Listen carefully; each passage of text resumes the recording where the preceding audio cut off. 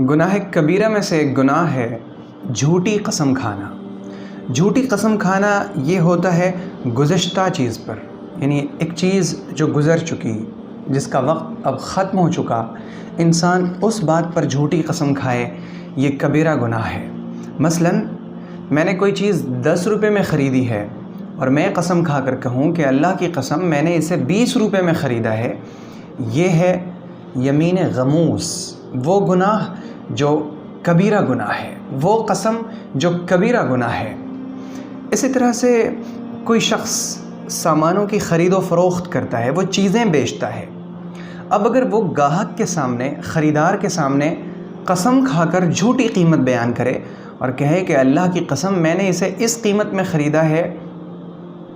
اور میں آپ کو اس سے کم قیمت میں یہ چیز نہیں دے سکتا، وہ جھوٹی قسم کھائے، یہ کبیرہ گناہ ہے۔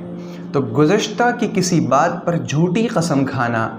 اسے شریعت میں کہتے ہیں یمین غموس، اور یہ کبیرہ گناہ ہے، بڑے گناہوں میں سے ہے۔ پیغمبر صلی اللہ علیہ وسلم نے فرمایا، جو بخاری کی روایت ہے، کہ جو شخص جھوٹی قسم کھاتا ہے تاکہ اس کی وجہ سے وہ اپنے مسلمان بھائی کا مال ہڑپ کر لے، تو وہ اللہ تعالیٰ سے اس حال میں ملے گا کہ اللہ رب العزت اس سے غصہ ہوگا۔ یعنی جو شخص جھوٹی قسم کھاتا ہے، اللہ رب العزت اس سے ناراض ہو جاتا ہے۔ آپ خود سوچئے کہ اللہ رب العزت کی ناراضگی سے بڑی اور کون سی سزا ہو سکتی ہے؟ اللہ ناراض ہو جائے، رب ناراض ہو جائے، اس سے بڑی سزا اور کیا ہوگی؟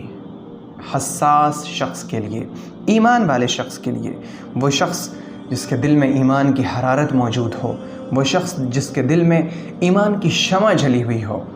اس کے لیے اس سے بڑی اور کوئی بات ہو ہی نہیں سکتی کہ اس سے اس کا رب ایک لمحے کے لیے بھی ناراض ہو جائے۔ تو ایمان والا شخص ہمیشہ اس چیز کی کوشش کرتا ہے کہ میرا اللہ مجھ سے راضی رہے، میرا رب مجھ سے راضی رہے، اور اسی وجہ سے تو وہ گناہوں سے بچتا ہے، پرہیز کرتا ہے۔ تو کبیرہ گناہوں میں سے ایک گناہ ہے گزشتہ بات پر جھوٹی قسم کھانا۔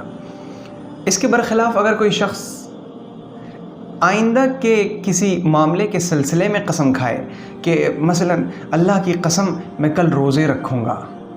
اور اس شخص نے کل روزہ نہیں رکھا، تو یہ کبیرہ گناہوں میں سے نہیں ہے، بلکہ یہ وہ قسم ہے جس کا اللہ تعالیٰ نے قرآن پاک میں کفارہ بیان فرمایا ہے کہ اگر تم میں سے کوئی شخص کوئی قسم کھائے اور وہ اس قسم کو پوری نہ کر سکے، تو اسے چاہیے کہ وہ اپنی قسم کا کفارہ ادا کرے۔ اور اس کا کفارہ یہ ہے کہ اگر تم اپنی قسم پوری نہ کر سکو تو قسم کو توڑ دو، اور قسم کو توڑنے کے بعد 10 مسکینوں کو کھانا کھلا دو، یا 10 مسکینوں کو کپڑے پہنا دو۔ اور اگر تم مسکینوں کو کپڑے اور کھانے نہیں دے سکتے تو پھر تمہیں غلام آزاد کر دو، اور اگر یہ بھی نہیں ہو سکتا، جو اس زمانے میں تو بہرحال ناممکن ہے، چونکہ غلام ہے ہی نہیں تو آزاد کی نہ کیا جائے،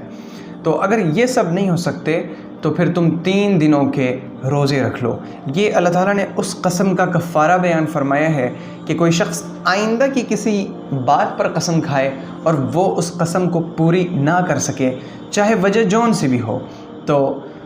اس پر فرض ہے کہ وہ قسم کا یہ کفارہ ادا کرے۔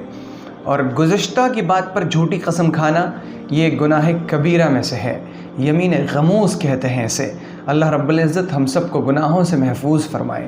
اور اگر ہم سے گناہ ہو جائیں، اور یقینی طور پر ہم انسان ہیں اور ہم معصوم نہیں ہیں، تو ہم سے گناہ ہوں گے،